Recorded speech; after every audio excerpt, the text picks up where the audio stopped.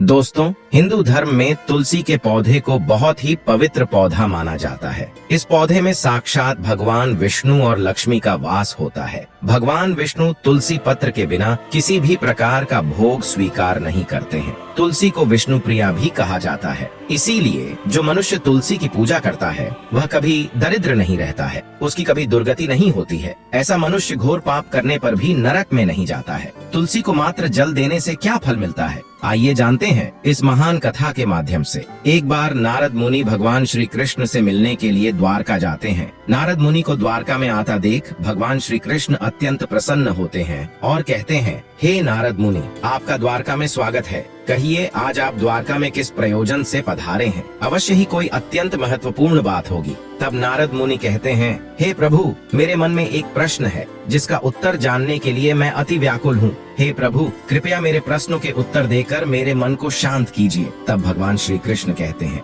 हे नारद मुनि, आपके जो भी प्रश्न है आप उसे निसंकोच होकर पूछिए, मैं आपके प्रश्नों के उत्तर अवश्य दूंगा। तब नारद मुनि कहते हैं, हे प्रभु, आप तो तीनों लोकों के स्वामी हैं, फिर भी आप इस तुलसी के पौधे की पूजा क्यों करते हैं? इसे नित्य जल क्यों चढ़ाते हैं? मैं इस पौधे को जल चढ़ाने का महत्व जानना चाहता हूँ। तब भगवान श्री कृष्ण कहते हैं, हे नारद मुनि, तुलसी साक्षात लक्ष्मी का ही रूप है। इसकी नित्य पूजा करने के करोड़ों फायदे हैं। इसे जल चढ़ाने मात्र से ही मनुष्य के करोड़ों पाप नष्ट हो जाते हैं। तुलसी को जल देने का महत्व बताने से पहले मैं आपको एक अत्यंत प्राचीन कथा सुनाता हूँ। इस कथा के माध्यम से आपको आपके सारे प्रश्नों के उत्तर मिल जाएंगे, इसीलिए आप इस कथा को ध्यान से सुनो। श्री कृष्ण कहते हैं, हे नारद मुनि, जो भी मनुष्य केवल इस कथा का श्रवण कर लेता है उसे 100 वर्षों तक तुलसी को जल देने का फल प्राप्त होता है। नारद मुनि कहते हैं, हे प्रभु, मैं इस कथा को अवश्य सुनना चाहता हूँ। आप मुझे यह कथा सुनाइए, मैं इसे पूरे ध्यान से सुनूंगा। तब भगवान श्री कृष्ण नारद मुनि को तुलसी को जल देने के महत्व की कथा सुनाते हैं और कहते हैं, हे नारद मुनि, पूर्व काल की बात है।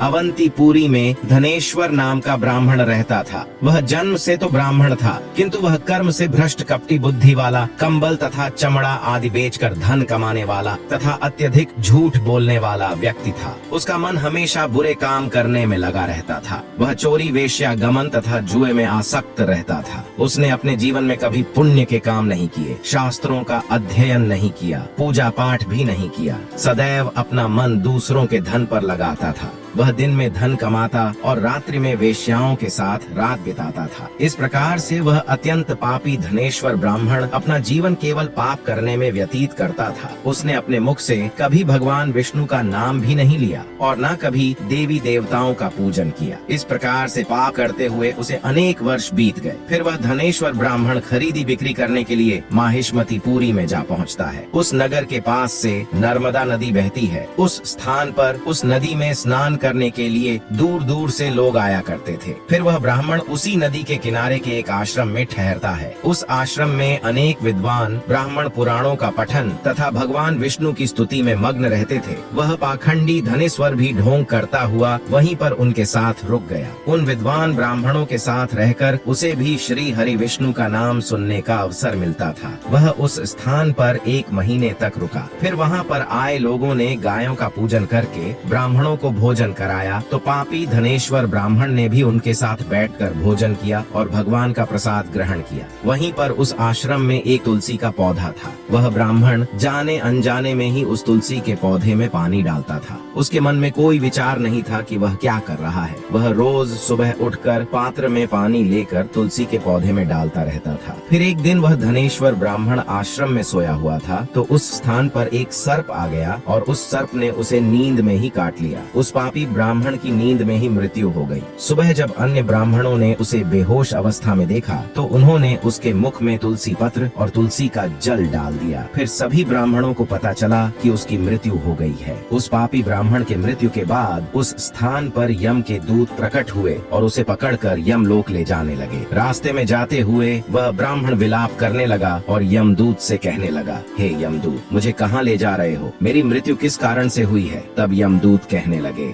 अरे दुष्ट ब्राह्मण, तूने जन्म से लेकर मृत्यु तक बहुत पाप किए हैं। तेरे पापों के कारण ही तुझे एक काले सर्प ने काट लिया और तेरी मृत्यु हो गई है। अब हम तुझे यमलोक लेकर जा रहे हैं। वहाँ पर यमराज तेरे पाप कर्मों का लेखा जोखा देखेंगे और निश्चित ही तुझे भी नरक में डालेंगे। ब्राह्मण जोर जोर से विलाप करने लगा और उन यम दूतों से क्षमा याचना करने लगा, किंतु यम के दूतों को उस पर जरा सी भी दया नहीं आई और वे उसे पीटे हुए यमलोक लेकर गए। जब यम के दूत उस ब्राह्मण को लेकर यमराज के सामने पहुंच गए तो यमराज के पास बैठे हुए चित्रगुप्त ने उस ब्राह्मण के जन्म से लेकर मृत्यु तक के कर्मों का लेखा जोखा निकाला और यमराज से कहने लगे, हे महाराज, इस ब्राह्मण ने तो बचपन से लेकर मृत्यु तक पाप ही पाप किए हैं। इसने कोई भी पुण्य का काम नहीं किया है। यह तो मूर्तिमान पापी है। इसे कल्प भर के लिए नरक में डाल दिया जाए। फिर यमराज कहते हैं, हे दूत, जीवन भर पाप करने वाले इस दुष्ट ब्राह्मण को उठाकर ले जाओ और इसे कुंभी पाक नामक नरक में डाल दो। यमराज के आदेश का पालन करते हुए यम के दूत हंसते हुए उस पापी ब्राह्मण को लेकर चले गए और उसे मुद्गरों से पीटने लगे, जिससे उस ब्राह्मण का मस्तक टूट गया और वे उसे कुंभी पाक नामक नरक में ले गए। उस भयंकर नरक में खोलते हुए तेल के बड़े बड़े घड़े थे, जिसके नीचे भयंकर अग्नि धधक रही थी। फिर यमराज के दूत ने उस ब्राह्मण को उस खौलते हुए तेल के घड़े में डाल दिया, लेकिन जैसे ही वह ब्राह्मण उस खौलते हुए तेल के घड़े में गिरा, वह तेल एकदम से ठंडा पड़ गया। इस विचित्र घटना को देखकर उस यम के दूत को बड़ा आश्चर्य हुआ। ऐसा पहले कभी नहीं हुआ था। उसने कितने ही पापियों को उस तेल के गड्ढे में डाला था। वे सभी उस खौलते तेल में गिरकर छटपटाने लगते थे, लेकिन जैसे ही वह ब्राह्मण उस तेल में गिरा तो वह तेल अचानक से शांत और शीतल हो गया। इस आश्चर्य को देखते ही वह यमदूत तीव्र गति से दौड़ता हुआ यमराज के पास पहुंच गया। यमराज ने पूछा, हे दूत, क्या बात है? इतनी तीव्र गति से दौड़ते हुए क्यों आ रहे हो? फिर वह दूत कहता है, हे यमराज, आपने जिस ब्राह्मण को कुंभी पाक नरक में डालने के लिए कहा था, जैसे ही हमने उसे कुंभी पाक नरक में डाला, वैसे ही तुरंत नरक की अग्नि बुझ गई और वह खौलता हुआ तेल भी ठंडा पड़ गया। यमराज कहते हैं, हे दूत, यह तो बड़ी ही विचित्र घटना है। ऐसा तो पहले कभी नहीं हुआ। यमराज विचार कर रहे होते हैं, तभी उस स्थान पर भगवान शंकर पधारते हैं। भगवान शंकर को देखकर यमराज अत्यंत प्रसन्न होते हैं और उन्हें प्रणाम करके उनका स्वागत करते हैं। फिर यमराज भगवान शंकर से कहते हैं, हे प्रभु, आप उचित समय पर आए हैं। हमने आज एक अत्यंत पापी ब्राह्मण को कुंभी पाक नरक में गिराया है, किंतु उसके गिरते ही नरक की अग्नि ठंडी पड़ चुकी है और खौलता हुआ तेल भी शीतल बन गया है। तब भगवान शंकर यमराज से कहने लगते हैं, हे धर्मराज, आपने जिस ब्राह्मण को कुंभी पाक नरक में डाला है, वह नरक में डालने योग्य नहीं है, क्योंकि इस ब्राह्मण के द्वारा अनजाने में ही ऐसा कर्म हो गया है जो नरक का नाश करने वाला है। जो मनुष्य पुण्य करने वाले लोगों के साथ रहता है, उसे उनके पुण्य का भाग अवश्य मिलता है। और यह ब्राह्मण तो 1 महीने तक प्रभु विष्णु के भक्तों के साथ रहा है। इस ब्राह्मण ने आश्रम में रहते हुए तुलसी को जल अर्पण किया है, इसीलिए यह बहुत बड़ा पुण्यवान बन गया है। इसके समस्त पाप नष्ट हो गए हैं। यह ब्राह्मण अब विश्वलोक जाने का अधिकारी बन गया है। इस ब्राह्मण ने अनजाने में ही इतना पुण्य कमाया है जो जन्म जन्मांतरों में मनुष्य को प्राप्त नहीं होता है, इसीलिए आप इसे नरक में न डालो।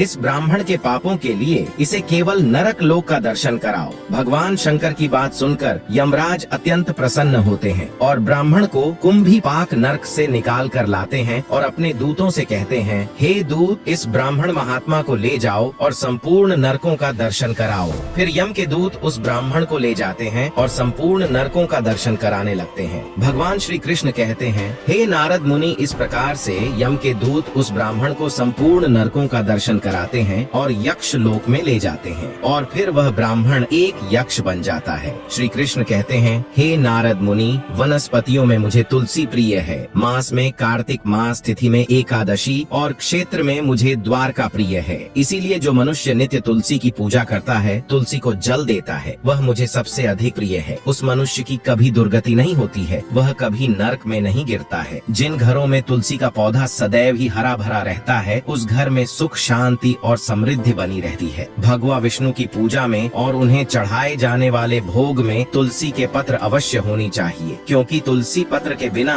भगवान विष्णु किसी भी प्रकार का भोग स्वीकार नहीं करते हैं। इसीलिए प्रत्येक घर में तुलसी का पौधा अवश्य होना चाहिए। अगर आपके घर में तुलसी है तो सुख, शांति और समृद्धि के लिए तुलसी को चुनरी अवश्य चढ़ानी चाहिए। हमेशा ध्यान रहे कि तुलसी का पौधा चुनरी के बिना अधूरा होता है। तुलसी केवल एक पौधा नहीं है, बल्कि वह एक देवी है, विष्णु पत्नी है। इसीलिए तुलसी को चुनरी अवश्य ही चढ़ाने चाहिए। इससे पति पत्नी पत्नी में प्रेम और विश्वास बढ़ता है। घर में रहने वाली महिलाएं सदा सुहागन और सौभाग्यशाली रहती हैं। तुलसी का विवाह भी अवश्य करना चाहिए। इससे मनुष्य के सभी दुखों का अंत होता है और सांसारिक जीवन सुखमय बीतता है। तुलसी के पौधे के पास अपने मुख से अपशब्द नहीं बोलने चाहिए। तुलसी के पास भूल से भी जूते, चप्पल अथवा झाड़ू पोछा नहीं रखना चाहिए। इसे पाप माना गया है। जहाँ पर तुलसी का पौधा हो उस स्थान के आसपास थूकने से घोर अनर्थ होता है। तुलसी के पास जल से भरा हुआ पात्र भी नहीं रखना चाहिए। तुलसी के पौधे के पास दीपक जलाने के बाद दीपक को वहाँ से हटा देना चाहिए, क्योंकि तुलसी के नीचे बुझा हुआ दीपक रखना अशुभ माना जाता है। जिस स्थान पर भी तुलसी का पौधा होता है उस स्थान को हमेशा ही स्वच्छ रखना चाहिए। इसीलिए नियमित रूप से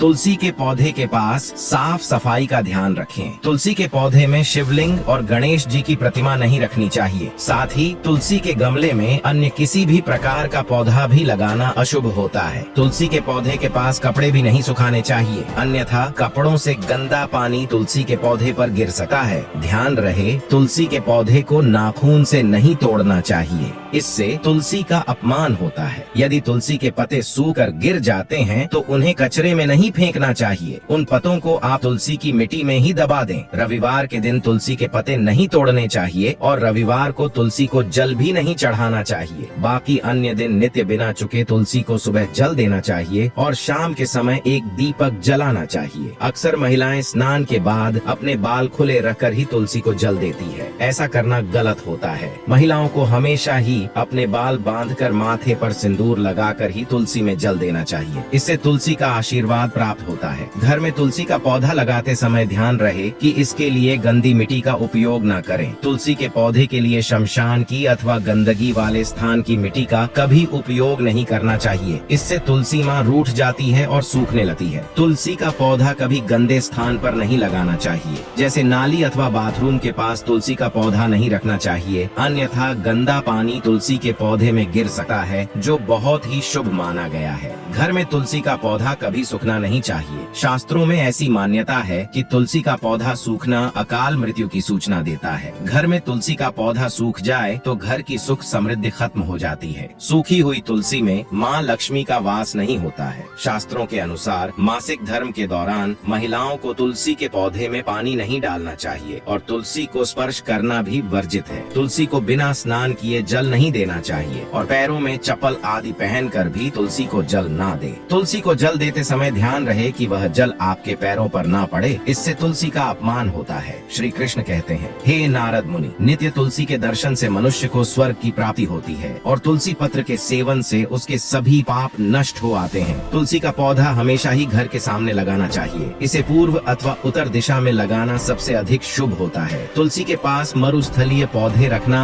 बेहद अशुभ माना जाता है। ऐसे पौधों से नकारात्मक ऊर्जा निकलती है। शास्त्रों में कहा गया है, जिन पौधों से हरी भरी कलियों की उत्पत्ति ना हो, उसके स्थान पर कांटे निकलते हो, तो ऐसे पौधों को तुलसी के पास कभी नहीं रखना चाहिए। शास्त्रों में केले के पौधे का विशेष महत्व बताया गया है। अगर तुलसी के पास केले का पेड़ लगा देते हैं तो कई गुना अधिक लाभ प्राप्त होंगे। केले के पेड़ में भगवान विष्णु का वास होता है। इसे तुलसी के पास लगाने से घर में सुख समृद्धि आती है। तुलसी के पौधे में शालिग्राम भी अवश्य रखना चाहिए। तुलसी के गमले में शालिग्राम रखने से तुलसी का और भी अधिक शुभ प्रभाव आपको देखने को मिलेगा। शालिग्राम भगवान विष्णु का निराकार रूप माना जाता है। यह काले रंग का पत्थर होता है जिसे विलक्षण और मूल्यवान माना गया है। इसे अगर तुलसी के गमले में रखेंगे तो आपके घर से संपूर्ण नकारात्मक ऊर्जा नष्ट हो जाएगी। घर में केवल एक ही शालिग्राम की पूजा करनी चाहिए। पुराणों में कहा गया है, भगवान विष्णु की मूर्ति से कई ज्यादा उत्तम होता है शालिग्राम की पूजा करना। शालिग्राम को चंदन लगाकर उस पर एक तुलसी का पत्ता रखना चाहिए। प्रतिदिन शालिग्राम को पंचामृत से स्नान कराना चाहिए। ऐसा करने से सभी जन्मों के पाप नष्ट होते हैं। शालिग्राम सकारात्मकता और सात्विकता का प्रतीक होता है। तो दोस्तों, इस प्रकार से भगवान श्री कृष्ण ने नारद मुनि को तुलसी के पौधे को जल देने का महत्व बताया है और घर में तुलसी का पौधा लगाने के नियम बताए हैं। आपको ये कथा कैसी लगी कमेंट करके जरूर बताएं। जानकारी अच्छी लगी तो वीडियो को लाइक जरूर करें। साथ ही कमेंट में जय श्री कृष्ण और जय माँ तुलसी जरूर लिखें। आपसे विनती है कि आप इस चैनल को सब्सक्राइब जरूर करें ताकि ऐसी ही आध्यात्मिक जानकारी आपको प्राप्त हो। आप सभी का धन्यवाद।